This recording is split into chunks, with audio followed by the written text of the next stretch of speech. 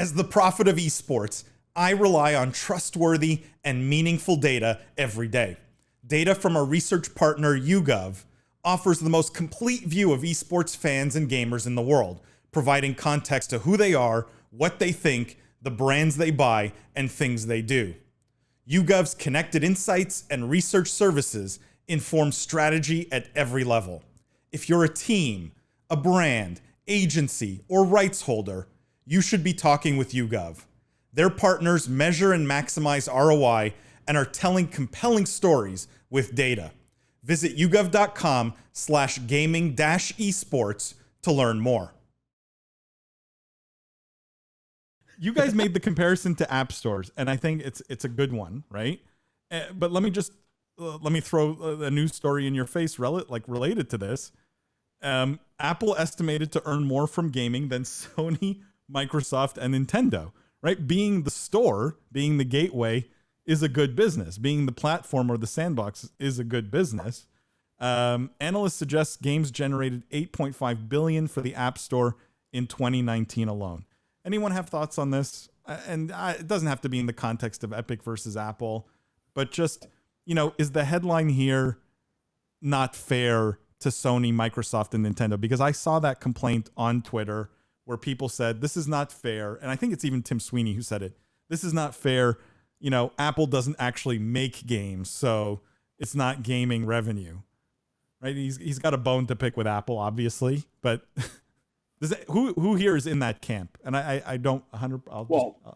Someone could double check that it was him that said it, but yeah, Jeff, go ahead. I mean, he's absolutely right. Apple doesn't make games. I also don't think Apple could care. Right? Why? Yeah. They made it at $8.5 billion. I don't think they're like, oh damn, it wasn't from games.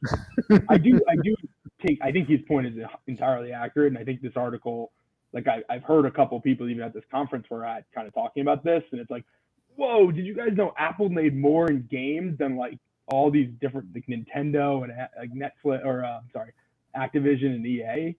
It's like, but who cares, Jeff? Who cares? This is good for the industry. Exactly headlines like this, right? No, I don't know if I agree that it's good for the industry. I don't know if it's bad for the industry, but it's sort of like, I don't know. To me, it was kind of like, who cares sort of thing. There is a crucial difference here, which is they don't own any of the underlying games, right?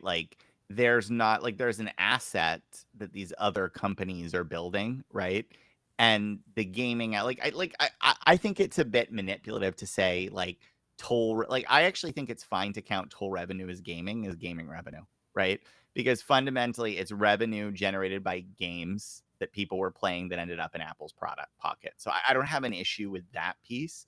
I just think it's important though to understand that just because they're making revenue from gaming doesn't mean they own and control games, right? And that can be crucially important, say, in platform disruption moments, right?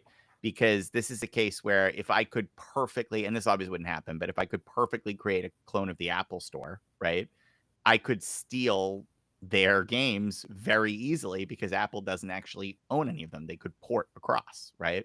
So they lack the exclusivity and sort of ownership piece, which doesn't, to be honest, at the level of scale they're at, I'm not really sure it matters. But when it does matter, it can be a crucial difference. So, William, are you saying the comparison is fair or not? I think the comparison is fair for the revenue. But again, I think just because they earn a bunch of revenue from games, I don't think it's Does this make Apple a gaming company in this context? No, they earn a bunch of revenue from games. But that's like saying GameStop. Company. Well, let me flip this back. GameStop's not a gaming company. If I go open a store, right, and I sell other people's games, well, now I'm not a gaming company. They're a gaming retailer. A bunch of revenue from restaurants, but they're not a restaurant company. Yeah, I would have. Yeah, you're telling me GameStop's not a gaming company now. I don't know. That to me is there's a fine line. That's why I don't think they're a gaming company. Are they a retail company? Gaming retailer, sure. I think, Paul, you can make the argument that the App Store is a gaming product because I think that gaming makes up a large percentage of the App Store's revenue. But even that, still, Apple is even the whole App Store is a very small portion of what Apple does. Fair. That's why I said in this context. I'm not. Best Buy is not a gaming company. Neither is But my point is it's sort of potato because they're not owning, or maybe I should say, Roblox. Like, the tweet. I think it was from. I'm almost sure it was from Tim Sweeney. Just felt like, like someone with a bit like feeling like he just got beat and needs to take a cheap shot.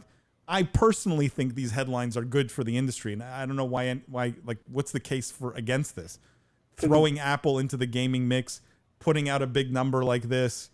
How is this not good? I don't know. I took it as pejorative to the other gaming companies. Like, these companies aren't really that big, or look out. Like, I thought it was putting down the other gaming companies. I think perhaps in the public eye, I think perhaps in the public eye, it may be viewed as the opposite, whereas they would know Apple as the home company for, like, everyone has an iPhone, whereas they may not know Activision Blizzard, they may not know other gaming companies, and they're like, oh, okay, these companies are making a third of what Apple's making. So to the public eye, it's some sort of scale, whereas they may have had none previously, but I don't know if that's of any use to anybody. So let me read these two comments, guys, and then I do have actually more related stories. Christian says, I think Apple Arcade for $4.99 a month was a great way to draw more people in casual mobile gaming. Yes, it's an excellent product for casual gamers. And the reason why no one needs Stadia or anything else. Like, if you're a casual gamer, just go get Apple Arcade. It will solve 99% of your problems.